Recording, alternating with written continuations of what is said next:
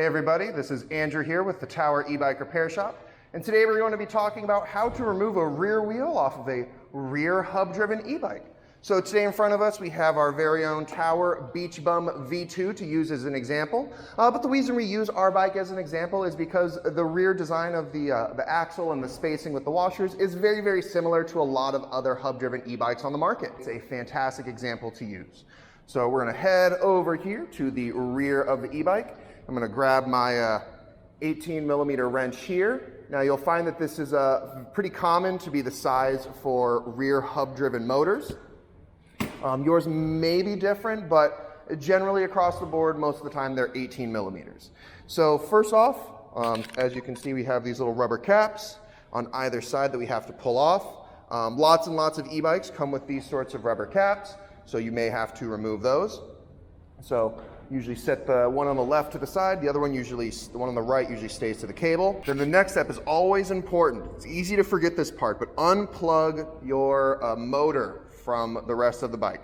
And how you can do it is you can see the cable leaving the axle here. We just trace it down that chainstay until we find the connection port, and then we just give it a little unplug. And then you may have to remove a cable clip here. You can see this little clip holding that in. In case you can get a little flathead, or you can get a little tool here for us. All right, and we've got that off. As you can see, now the cable's loose. We are good to remove the wheel. All right, and again, we're using an 18mm wrench here to remove that rear.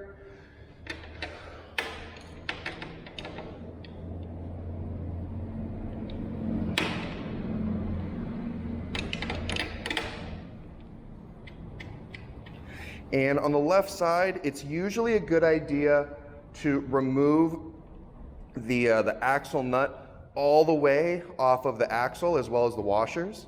And one of the extra important things when it comes to removing your rear wheel is to remember the spacing with the washers.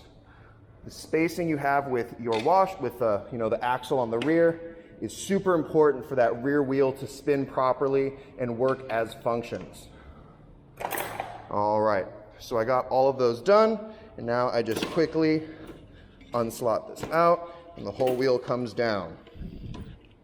And you may find it helpful when you're getting that rear wheel out to just push down on this rear derailleur. As you can see, when you push down on it, it creates a bunch of cable slack, and that makes it easier to get that wheel off. One of the things I also did incorrectly that I should have done, that I always like to do, is if you notice the chain was kind of in the middle of the cassette, whenever we are working with the rear wheel and removing it, we always want to shift down to that smallest gear. Because that way, when I go to put this rear wheel back on, this chain is in the furthest rightmost position. So it's a lot easier to get on. Got the rear wheel off. We have it here for us.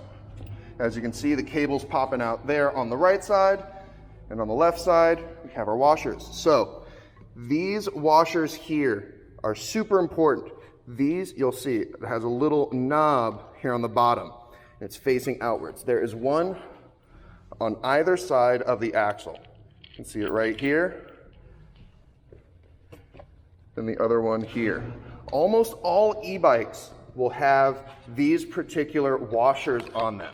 What these washers do is they're always supposed to be facing down, and what they do is they slot right into the dropouts and provide a little extra stability for that wheel, because there's a lot of torque going on here, so having this extra little bit helps a lot. And like I said, it is very important to remember this stack spacing, so whenever you put it back on, it's exactly the way in which you pulled it off. If you get that stack spacing wrong, it's going to mess up the way that it sits inside the dropouts, and you're probably going to get some diminished functionality. Let's go towards getting this wheel back onto the bike. This part can be a little more difficult, so one of the things I always like to recommend is flipping the bike upside down and letting gravity do the work for you. So obviously having a bike stand makes it very easy, especially my nice bike stand here. I can literally just grab the bike, give it a good spin. If you're at home, you can, always flip the bike, have it sit on the seat and the handlebars, and you can still get this similar positioning. And so now it's a little bit lower for me, a little easier to work with. Now, the number one tool I think that's critical towards helping you get this rear wheel back on is going to be a 10mm wrench here. This 10mm wrench is important because if you look at this axle on here, you can see it has flat sides on either side. Now, what that allows us to do is we can take this 10mm, slot it on, and actually rotate this axle around. That's going to help us a bunch when we're getting this thing slotted back onto the bike. So again, remember our stack spacing on our Tower Beach bum bike. The little elbow washer will always be facing the bottom, and the cable should always be poking out of the bottom as well. So I have my bike flipped over, so all of these things are going to be facing up for me. And again, the spacer had slid over, so I wanted to get that back on the inside of the frame. All right, we're gonna get this back on. You're gonna wanna get that cable strung through the chain there. And like I said, I shifted back down into that smallest ring, so it's a lot easier to get on. You wanna make sure that disc rotor gets slotted into the caliper properly. There we go. All right, and everything's gonna kind of sit there loosely, and you're gonna kind of have to, shimmy it around a little bit to get it into position. So now it's mostly in position. You wanna pay attention to those spacers, make sure they're all in the right spot. So all my spacers are currently in the right spots. We have those elbow ones both inside of the frame and facing down, because the bike's upside down, they're facing up. Now what I'm gonna do is, if you look, you can see that it's not quite slotted in all the way. So what I'm gonna do is I'm gonna take my 10mm, I'm gonna slot that in. If I give it a little rotate, it slots right into place perfectly. So now that that wheel is in place, I can just tighten down those bolts. I usually like to do a little finger tight on either side.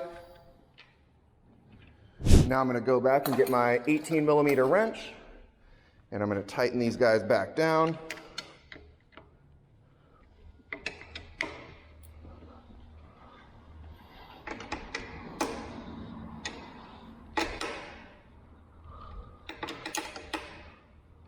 All right, now that those bolts are nice down and secure, I'm gonna take this cover, and we're just gonna slide that back down, put that back over the nut, just to cover it up, make it look nice. We will grab that other one and get that put onto the other side axle. And then finally, and one of the most important parts, is we wanna get this cable plugged back in. So if you look, you can see that there's a little arrow on one side. It may be tough to see. There's a little arrow, then there's another little arrow right there. We want to get those arrows lined up and plug them in. Now that is something that's very common across a lot of different e-bikes. They will almost always have a similar style plug with little arrows to guide you to getting those connected. Now if you had any cable, little cable clips like we had, you want to be sure to get those back mounted on here, because the last thing you want is a bunch of loose cables just hanging around while you're riding real fast.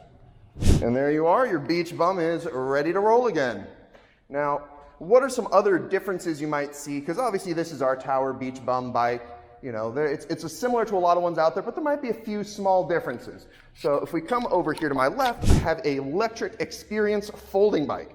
This has a very, very, very similar style rear axle design, but it does have a few small differences that I do want to highlight because we have seen these differences, on a few different e-bikes. So if we look down on the rear axle here on the left side, we can see that there's a little plate here, this plate here. So this plate is an important one because it actually holds this axle onto the frame. So before you can do anything, even if you were to take off this nut and the corresponding washer behind it, this part would still be holding this wheel onto the frame. So that's another difference that you may see on your e-bike. You may have to undo that bolt, take that off, and then the whole rear wheel will slot off. Now there's one of these on either side, so you'll have to undo them both to get the rear wheel off. But then from there, the spacing and the washers are very similar. Just be sure to remember your stack order and get everything the same way as when you pulled it off. And that is everything you need to know on how to remove a rear wheel from a rear hub-driven bike. Hope you had a great time, and thanks for joining us. Have a great day.